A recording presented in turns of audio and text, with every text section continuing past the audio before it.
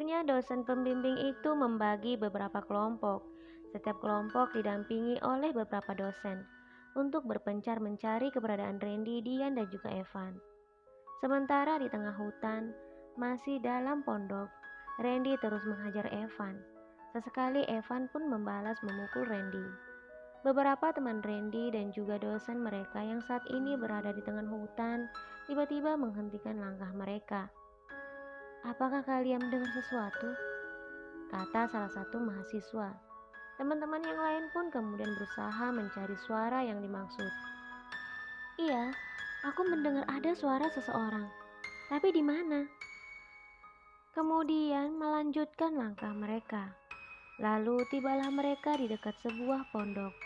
Secara serempak mereka melihat pondok itu dan saling berpandangan. Kemudian mereka memberanikan diri untuk mendekati pondok tersebut.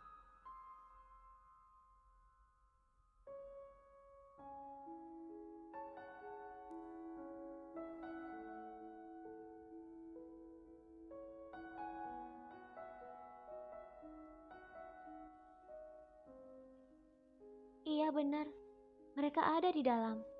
Aku tahu betul itu adalah suara Randy," kata Reva. Kemudian mereka berlari memasuki pondok itu. Mereka semua tampak begitu kaget melihat Randy dan Evan sedang bertengkar. Sementara Dian hanya sedang duduk di pojokan sambil terus menangis. Evan hendak berlari keluar, tetapi Randy berkata kepada teman-temannya yang sedang berdiri di dekat pintu, "Tangkap dia, jangan biarkan dia lewat." Teman-teman Randy pun langsung menangkap Evan. Meski Evan berusaha melepaskan dirinya, tetapi usahanya itu gagal. Semua teman dan dosennya berkata kepada Randy, "Ada apa ini? Apa yang terjadi?"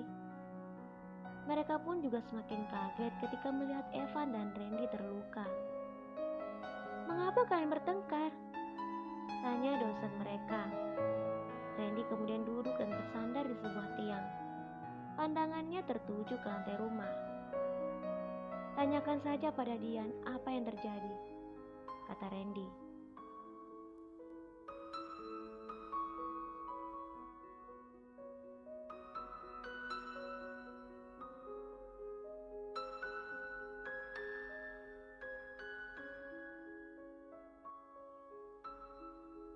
Reva berlari mendekati Randy dan duduk di sampingnya, sambil menghapus darah yang keluar dari pelipis Randy karena kena pukulan Evan.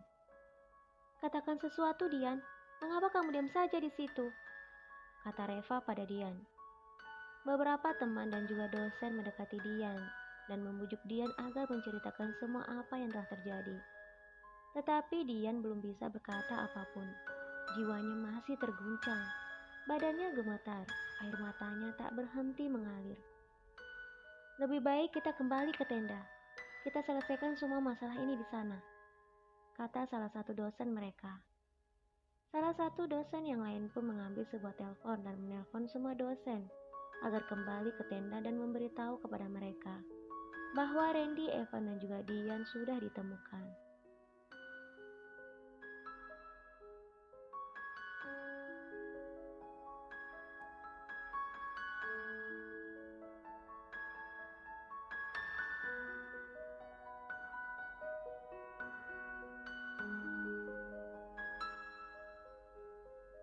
Setelah mereka semua sampai di tenda, seperti biasa mereka berkumpul.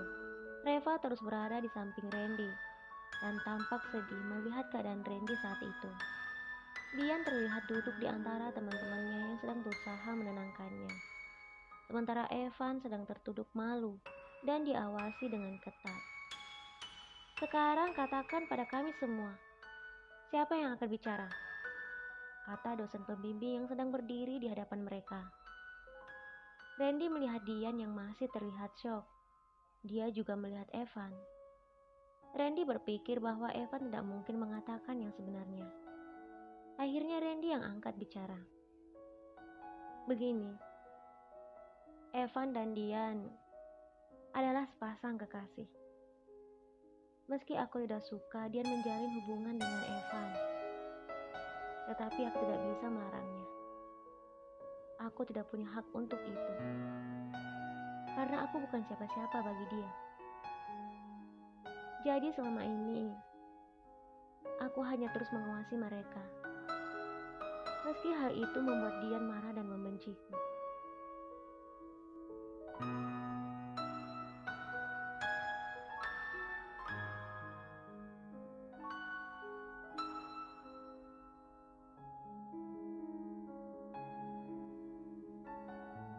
Dosen itu kemudian bertanya pada Randy, "Tapi apa alasanmu tidak menyetujui hubungan Dian dan Evan? Bukankah Evan itu adalah pemuda yang baik?" Randy tersenyum. Itulah yang ada di benak semua orang tentang Evan. Dia adalah pemuda yang baik. Dan itu pula yang ada di benak Dian. Hal itu membuat Dian sangat mencintainya. Tapi tidak ada yang tahu siapa Evan yang sebenarnya. Dosen itu kembali berkata, "Jika kamu tahu hal yang buruk tentang Evan, mengapa kamu tidak mengatakannya pada dia?" Randy kembali berkata, "Saya sudah berusaha menjelaskannya pada dia. Saya selalu berkata padanya untuk berhati-hati dengan Evan. Tetapi semua itu diabaikan olehnya."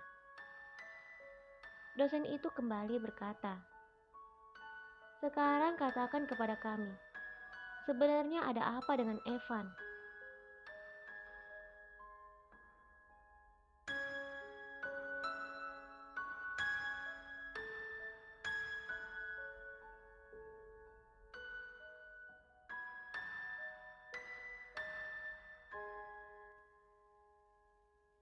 Randy menarik nafas panjang.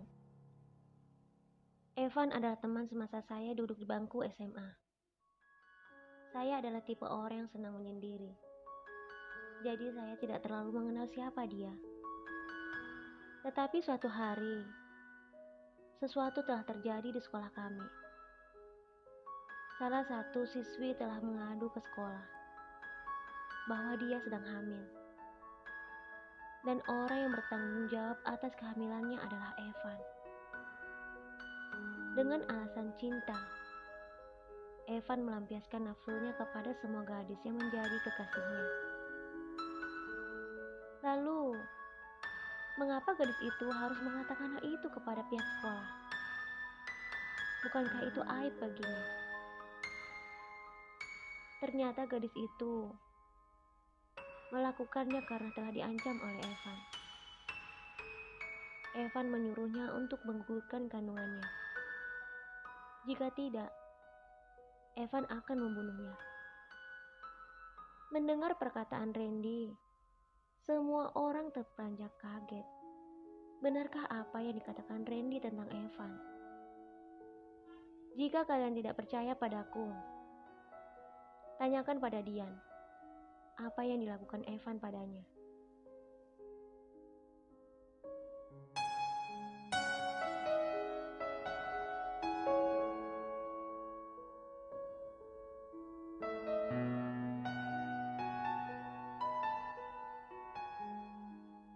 Beberapa dosen yang berada tak jauh dari Dian berusaha memujuk Dian agar dia mau mengatakan yang sebenarnya. Setelah berkali-kali memujuk Dian, akhirnya Dian pun mau mengangkat bicara. "Yang dikatakan Randy itu benar. Selama ini, dia sudah banyak memperingatkan saya agar berhati-hati dengan Evan. Tetapi semua itu saya abaikan. Karena saya begitu percaya pada Evan. Semua perhatian dan kasih sayang yang dia berikan telah membuat saya buta karena cinta. Tidak pernah terlintas sedikit pun Evan bisa melakukan hal itu. Sesaat setelah makan kami duduk di sana. Lalu Evan berkata, dia akan menunjukkan sesuatu. Dia akan memberikan sebuah kejutan. Betapa bodohnya saya mau mempercayainya dan ikut dengannya," kata Dian sambil menangis.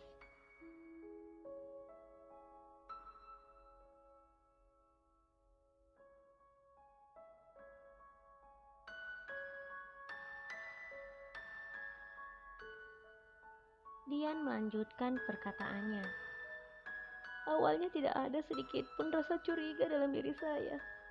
Tapi lama-kelamaan, Evan semakin membawa saya ke tengah hutan dan membawa saya ke sebuah pondok. Di sana Evan membekap saya dan Dian tak mampu meneruskan perkataannya. Tetapi semua orang bisa mengambil kesimpulan dari cerita Randy dan Dian. Mereka semua tampak sedih dengan kondisi Dian saat ini dan begitu marah pada Evan. Sampai-sampai mereka ingin menghajar Evan, tetapi dicegah oleh para dosen. Mereka juga berterima kasih kepada Randy telah menyelamatkan Dian. Akhirnya dosen pembimbing mengambil sebuah kesimpulan bahwa Evan harus diawasi dengan ketat hingga sampai di kota. Begitu pula ketika mereka di dalam bis perjalanan pulang. Suasana begitu berbeda ketika mereka berangkat. Saat ini mereka semua terlihat begitu sedih. Beberapa dari mereka tertidur karena semalam mereka tidak ada yang tidur.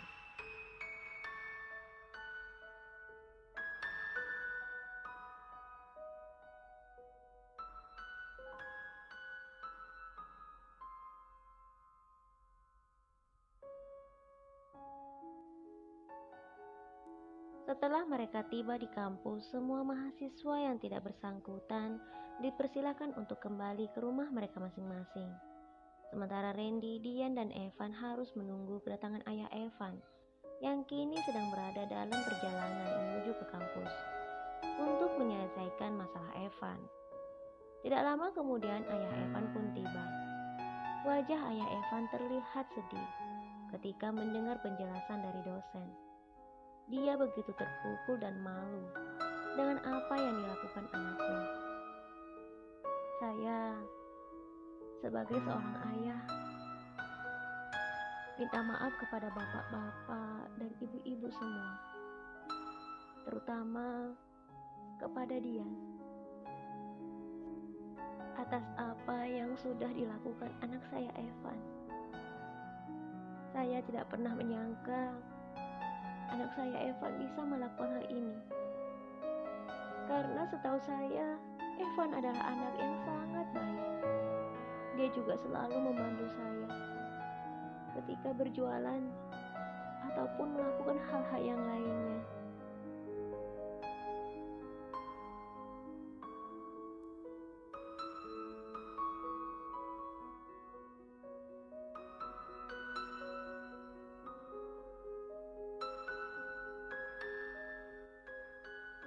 Semua orang terdiam mendengarkan perkataan ayah Evan.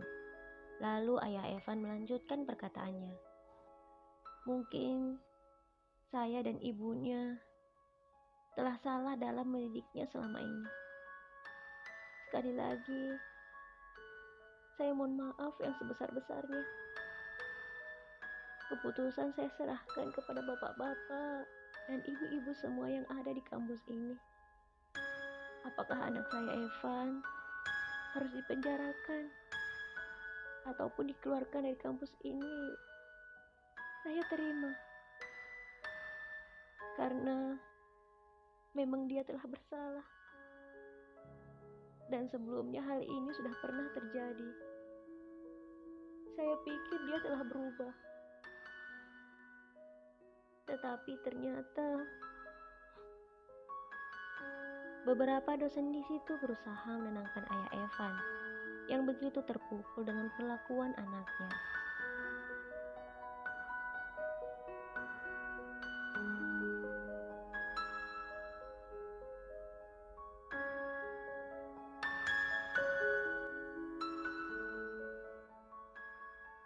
Kemudian kepala universitas tersebut berkata kepada ayah Evan, seharusnya Evan memang harus dipenjarakan karena dia telah melakukan perbuatan yang melanggar hukum.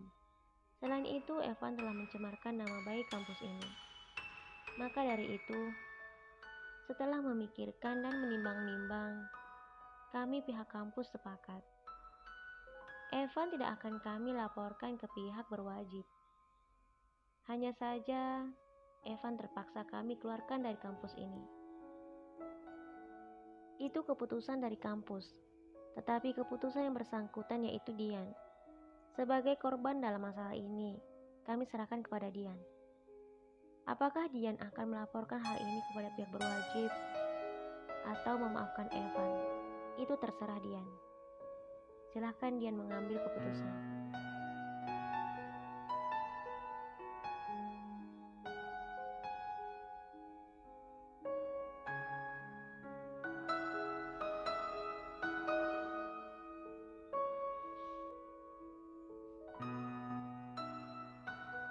Dian yang saat itu berada di samping Randy tertunduk. Randy kemudian berbisik kepadanya. Ayo Dian, katakan apa keputusanmu. Nasib Evan ada di tanganmu sekarang, setelah apa yang dia lakukan padamu. Dian kemudian memandang semua orang yang berada di sana. Dian juga memandang ayah Evan yang selama ini begitu baik padanya. Salah satu dosen di sana kemudian berkata pada Dian, ayo Dian, katakan apa keputusanmu terhadap Evan. Apakah kamu ingin melaporkan hal ini ke kantor polisi atau memaafkan Evan? Tapi yang jelas, Evan sudah tidak lagi bisa kuliah di sini. Dan kemungkinan besar pula, Evan juga sulit diterima di kampus manapun. Jadi silahkan Dian pikirkan baik-baik dan putuskan. Semoga keputusan kita semua adalah yang terbaik untuk Evan dan menjadi pelajaran bagi Evan agar tidak melakukan perbuatan ini lagi.